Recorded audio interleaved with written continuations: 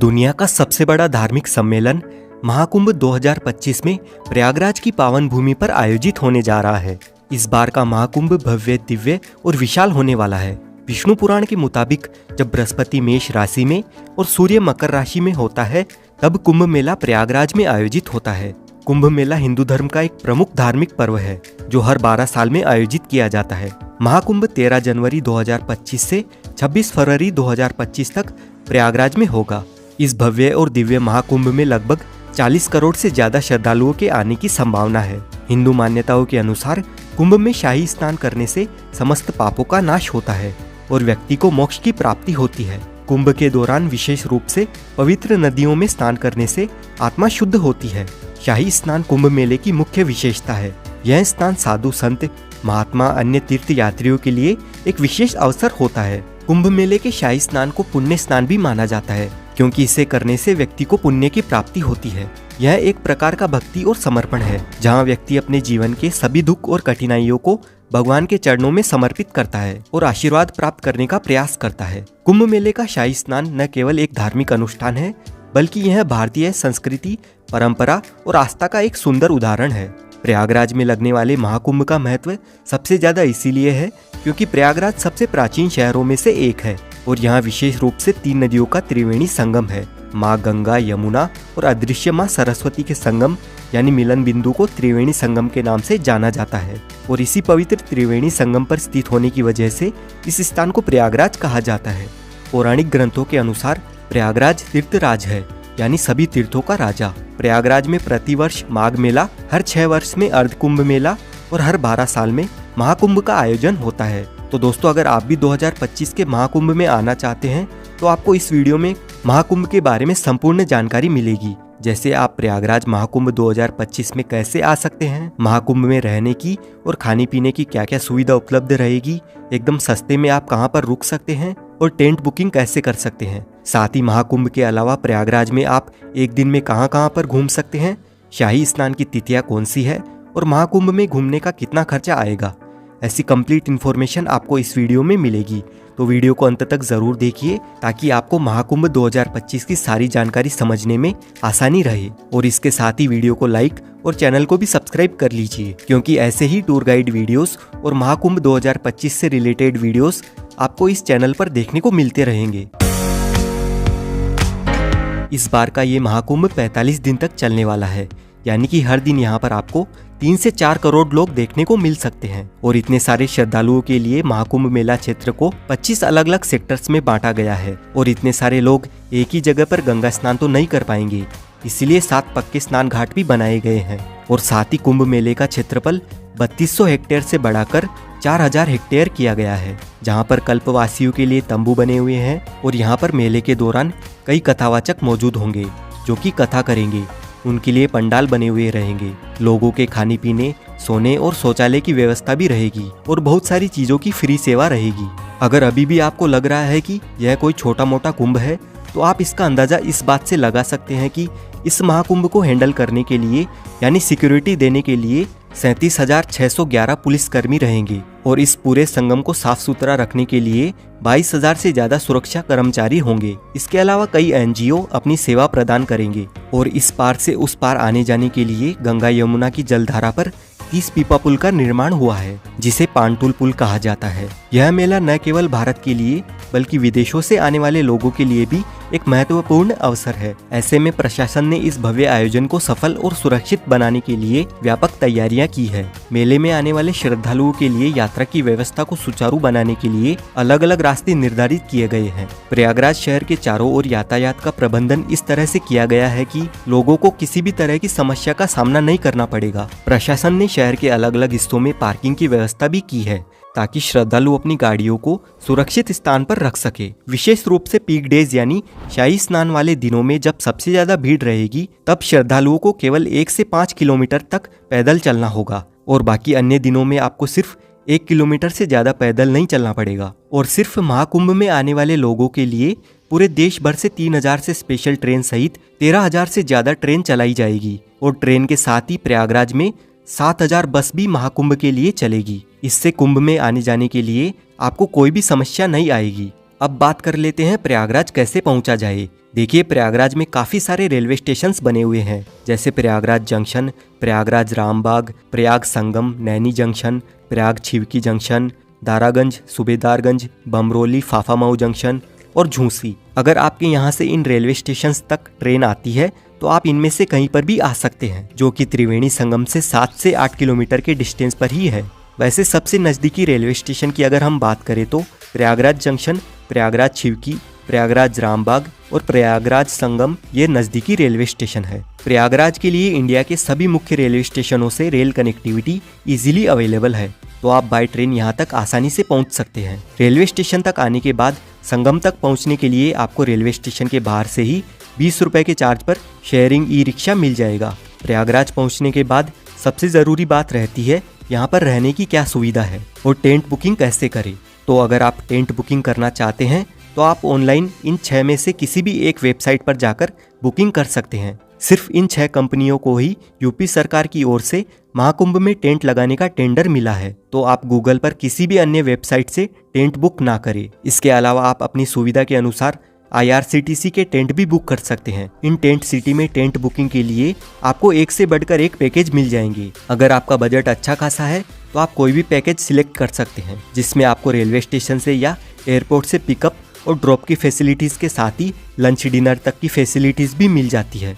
लेकिन इन टेंट के चार्जेस की शुरुआत एक दिन के लिए 10,000 रुपये से लेकर 80-90 हज़ार रुपये तक है, जिनमें सेमी डिलक्स, डिलक्स और लग्जरी डिलक्स कॉटेजेस शामिल है। और वहीं डॉर्मेट्री के लिए 1500 रुपये पर पर्सन के चार्जेस हैं, सिर्फ एक दिन के लिए। अधिक जानकारी के लिए आप कुंभ की इस ऑफिशियल वेबसाइट पर जाकर चेक कर लीजिए। वहीं अगर आप होटल में रुकने का प्लान बनाते हैं तो गूगल पर अलग अलग वेबसाइट है जहां से आप ऑनलाइन होटल बुकिंग भी कर सकते हैं। अगर आपका बजट टेंट या महंगी होटल बुक करने का नहीं है तो प्रयागराज में काफ़ी सारी सस्ती और अच्छी धर्मशालाएं भी बनी हुई है। इनमें भी आप अपने रहने की सुविधा का बंदोबस्त कर सकते हैं और ये धर्मशालाएं संगम के नज़दीक में ही स्थित है, तो आपको और भी सुविधा मिल जाएगी। और अगर आपका बजट बिल्कुल भी नहीं है या आपको रूम अवेलेबल नहीं मिलता है तो आप बिल्कुल भी निराश ना रहे। यहाँ पर प्रशासन की ओर से महाकुंभ में अलग अलग जगहों पर रेन बसेरा शिविर की सुविधा भी उपलब्ध रहती है, जहाँ पर आप सिर्फ अपना आधार कार्ड दिखा करके बिल्कुल निःशुल्क फ्री में आराम से रह सकते हैं। और अगर आप मेला परिसर में टेंट में रहना चाहते हैं और कल्पवास करना चाहते हैं तो आप यहाँ डायरेक्ट पहुँचकर किसी पंडित से जिन्होंने यहाँ पर टेंट लगाया है उनसे बात कर सकते हैं, और जो भी वह अमाउंट मांगेंगे अगर आपके बजट में हो तो आप उस हिसाब से अपना बंदोबस्त कर सकते हैं। बस आप कोशिश करें कि संगम के आसपास ही टेंट बुकिंग करें या होटल बुकिंग करें। और अगर त्रिवेणी संगम के पास आपकी टेंट बुकिंग नहीं हो पाती है तो आप होटल सिर्फ रामबाग या रेलवे स्टेशन रोड पर ही लेना, क्योंकि जितनी भी टूरिस्ट प्लेसेस है वो सभी रामबाग से 2 से 4 किलोमीटर के डिस्टेंस पर ही स्थित है। और यहाँ पर आपको सिर्फ 1000 से 2000 रुपए तक बढ़िया होटल मिल जाएगा। अब कुंभ मेले की महत्वपूर्ण तिथियों की बात करें तो 2025 में होने वाले महाकुंभ का आयोजन अत्यधिक भव्य और ऐतिहासिक होने वाला है। महाकुंभ जो भारत का सबसे बड़ा धार्मिक आयोजन माना जाता है, जिसमें करोड़ों श्रद्धालु देश विदेश से स्नान करने आते हैं और मोक्ष तथा पुण्य की डुबकी लगाते हैं। इस महापर्व में आस्था की डुबकी लगाने का हर एक स्नान विशेष महत्व रखता है, क्योंकि इन्हें धार्मिक दृष्टिकोण से बहुत ही पवित्र और लाभकारी माना गया है। जैसा कि हम सभी जानते हैं, महाकुंभ में स्नान की तिथियां ज्योतिष्य और धार्मिक मान्यताओं के आधार पर तय की जाती है और हर एक स्नान के पीछे एक धार्मिक मान्यता जुड़ी हुई है। पौष पूर्णिमा 13 जनवरी 2025 को महाकुंभ का आगाज होगा। अगले दिन मकर संक्रांति 14 जनवरी 2025 को होने वाला यह स्नान महाकुंभ का पहला प्रमुख स्नान माना जाता है। इस दिन गंगा, यमुना और सरस्वती के संगम में स्नान करना अत्यधिक पुण्यकारी होगा। फिर मौनी अमावस्या यानी 29 जनवरी 2025 को महाकुंभ का सबसे महत्वपूर्ण स्नान है। इस दिन गंगा, यमुना और सरस्वती के संगम में स्नान करना अत्यधिक पुण्यकारी होगा, जब सबसे ज्यादा श्रद्धालु पवित्र संगम में डुबकी लगाते हैं और मौन रहकर इस दिन स्नान करने से कहते हैं कि मानसिक शांति और मोक्ष की प्राप्ति होती है। उसके बाद 3 फरवरी 2025 को होगा बसंत पंचमी का दिन, और इस दिन का स्नान खास तौर पर ज्ञान और बुद्धि की देवी माँ सरस्वती को समर्पित होता है। वहीं माघ पूर्णिमा 12 फरवरी 2025 के दिन संगम में स्नान करने पर व्यक्ति को जीवन में पूर्णता और शांति की प्राप्ति मिलने वाली है।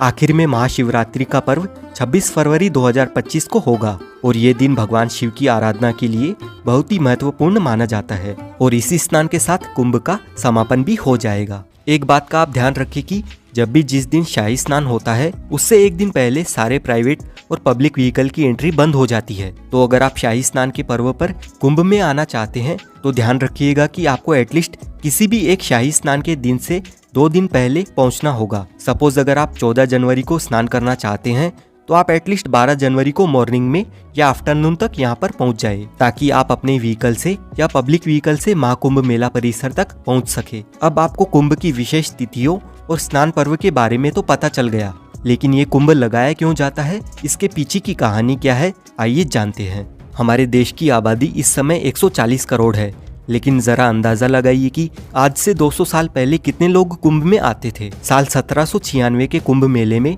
25 लाख लोगों ने संगम में डुबकी लगाई थी। उस समय इलाहाबाद पर अंग्रेजों का कब्जा था और इस मेले में आई भीड़ को देखने के बाद अंग्रेजों ने प्रयागराज में डुबकी लगाने पर टैक्स लगा दिया था। ईस्ट इंडिया कंपनी के रिकॉर्ड में हमें पता चलता है कि साल 1806 में कंपनी ने हर व्यक्ति पर 1 रुपए का टैक्स लगा दिया था और उस समय 1 रुपए में एक आदमी के पूरे महीने का जीने का खर्चा चल जाता था। पौराणिक कथाओं के अनुसार ऐसा माना जाता है कि ऋषि दुर्वासा ने सभी देवी देवताओं को श्राप दे दिया था। इससे देवताओं की शक्तियां चली गई। देवताओं की कमजोरी का फायदा उठाकर राक्षसों ने स्वर्गलोक पर कब्जा कर लिया। फिर जब ब्रह्मा जी के पास देवताओं ने मदद की गुहार लगाई तो ब्रह्मा जी ने अमृत पान करके अपनी शक्तियों को वापस पाने की सलाह दी, लेकिन यह काम करने में मुश्किल यह थी कि उसे पाने के लिए देवताओं को राक्षसों की मदद लेनी थी। फिर देवताओं ने भी यही किया। उन्होंने राक्षसों से मदद लेकर बदले में आधे अमृत को देने की बात कही और सभी राक्षस इस डील को मान गए। और फिर होती है अमृत की खोज में समुद्र मंथन की शुरुआत। बड़ी मेहनत के बाद समुद्र मंथन से अमृत की प्राप्ति हुई, लेकिन जैसे ही अमृत निकला देवता और राक्षस दोनों में अमृत को पूरा हड़पने की होड़ मच गई। इसके बाद देवता राक्षसों की आंखों में धूल झोंककर अमृत पाने में कामयाब हो गए और वह अमृत लेकर दौड़ पड़े। राक्षसों ने भी हार नहीं मानी और पूरे 12 दिनों तक उनका पीछा किया। इसी भागने भगाने में कलश से 4 अमृत की बूंदें स्वर्ग से धरती पर गिर गई। माना जाता है कि यह बूंदें हरिद्वार की गंगा नदी, प्रयागराज में त्रिवेणी संगम, उज्जैन में शिप्रा नदी और नासिक में गोदावरी नदी में गिरी थी। अब ये 4 बूंदें जहाँ जहाँ पर गिरी आज वहीं पर कुंभ मनाया जाता है। और हर 12 साल के अंतराल में कुंभ मनाने के पीछे की कहानी ये है कि पौराणिक ग्रंथों में कहा जाता है कि देवताओं के 12 दिनों का अर्थ है मानव के 12 साल। इसीलिए हर साल 12 और 3 साल के अंतराल पर चारों स्थानों पर कुंभ मेले का आयोजन होता है। और ऐसा कहा जाता है कि एस्ट्रोलॉजिकल कैलकुलेशन के बाद जब कुंभ मेले का समय आता है तो यह नदियां वही अमृत का रूप धारण करती है, जिनमें नहाने से लोगों के सभी पाप हमेशा हमेशा के लिए धुल जाते हैं और उन्हें मुक्ति मिल जाती है। अब हम जानते हैं प्रयागराज की कौन कौन सी जगह घूमने लायक है। सबसे पहले आपको संगम स्नान करना है, जिसके लिए नाव में बैठकर आपको त्रिवेणी संगम तक जाना होता है। त्रिवेणी संगम में आप गंगा नदी और यमुना नदी को मिलते हुए अच्छे से देख सकते हैं, लेकिन सरस्वती नदी अदृश्य है तो वो हमें दिखाई नहीं देती है। संगम में स्नान करने के बाद आप आ जाए इस अकबर के किले में। इस किले के अंदर है ये अक्षयवट, जो कि इतना प्राचीन है कि 4 युगों से भगवान विष्णु से लेकर 5 पांडव यहाँ तक आ चुके हैं। यहीं पर पातालपुरी मंदिर बना हुआ है, जिसका इतिहास काफी रोचक है। और यहाँ से पास में ही श्री बड़े हनुमान जी का मंदिर है। इस मंदिर में हनुमान जी लेटी हुई मुद्रा में अपने भक्तों को दर्शन देते हैं और इस मंदिर का इतिहास भी काफी प्राचीन है। लेटे हुए हनुमान जी के दर्शन करने के बाद यहाँ से 200 मीटर दूर आप आ जाइए आदिशंकर विमान मंडपम मंदिर में। ये मंदिर प्रयागराज का प्रसिद्ध मंदिर है। द्रविड़ संस्कृति में मंडप यानी मंदिर का प्रवेश द्वार होता है, जो कि स्तंभों पर टिका होता है। जैसे ये मंदिर 16 खंभों पर टिका हुआ है और मंदिर के ऊपर का गुंबद विमान कहलाता है, इसीलिए इस मंदिर का नाम है आदिशंकर विमान मंडपम। और इस मंदिर में हमें काफी सारे देवी देवताओं के दर्शन मिलते हैं। संगम पर सभी मुख्य प्लेसेस घूमने के बाद आप आ जाइए अलोपी देवी मंदिर में। माँ अलोपी देवी मंदिर 51 शक्तिपीठों में से एक है और यहाँ पर माता सती के दाहिने हाथ का पंजा कटकर गिरा था। यहाँ से अब हम जाएंगे भारद्वाज पार्क और उनके आश्रम में। लेकिन वहाँ जाने से पहले दोस्तों, अगर आप लंच करना चाहेंगे तो प्रयागराज में काफी सारे रेस्टोरेंट्स मिल जाएंगे, तो आप यहाँ पर लंच, डिनर और ब्रेकफास्ट कर सकते हैं। अब दोस्तों, भारद्वाज आश्रम के आसपास ही बाकी की टूरिस्ट प्लेसेस मौजूद है और सबसे पहले हम जाएंगे भारद्वाज पार्क। यहाँ पर आपको भारद्वाज मुनि की बड़ी सी मूर्ति देखने को मिलती है और साथ ही इस पार्क में हमें भारद्वाज आश्रम की छोटी सी झलक भी दिखाई देती है। और यहीं से 250 मीटर दूर भारद्वाज आश्रम स्थित है। अपने वनवास के दौरान श्री राम जी सबसे पहले यहाँ पर आए थे। भारद्वाज मुनि का ये आश्रम त्रेता युग का है और कहा जाता है कि कुंभ मेले के पर्वतक भी भारद्वाज मुनि ही थे। भारद्वाज आश्रम के पास में ही आनंद भवन बना हुआ है। यहाँ की एंट्री टिकट 30 रुपए और 100 रुपए की है। इस भवन में आपको पुराने जमाने की काफी सारी एंटिक चीजें देखने को मिलती है। इस भवन में जवाहरलाल नेहरू, इंदिरा गांधी, महात्मा गांधी जी रहा करते थे, तो उनकी काफी सारी यादें यहाँ पर संजोकर रखी हुई है। आनंद भवन घूमने के बाद आप आ जाए चंद्रशेखर आजाद पार्क में। 17 फरवरी 1931 को अंग्रेजों ने चंद्रशेखर आजाद को इसी जगह पर चारों ओर से घेर लिया था। फिर चंद्रशेखर जी ने अपनी पिस्तौल में बची आखिरी गोली अपने आप को ही मार ली थी। चंद्रशेखर आजाद पार्क के सामने पंडित जी की चाट पर कुल्हड़ वाला दही बल्ला, कचौरी, समोसा काफी फेमस है, तो आप यहाँ पर नाश्ता पानी भी कर सकते हैं। उसके बाद आप आ जाए प्राचीन वेणी माधव मंदिर में। त्रिवेणी संगम की रक्षा करने के लिए भगवान विष्णु खुद यहाँ पर विराजमान हुए थे। अब हम आ गए हैं नागवासुकी मंदिर में। इस मंदिर का इतिहास भी काफी दिलचस्प है और ये मंदिर कुंभ मेले से जुड़ा हुआ है, यानी ये वही नागवासुकी जी का मंदिर है जो समुद्र मंथन के समय रस्सी की जगह पर खुद थे। आप महाकुंभ मेला घूमकर इन सभी जगहों पर भी एक दिन में घूम सकते हैं और प्रयागराज की सभी टूरिस्ट प्लेसेस देखने के लिए आप ये वाला वीडियो देख सकते हैं।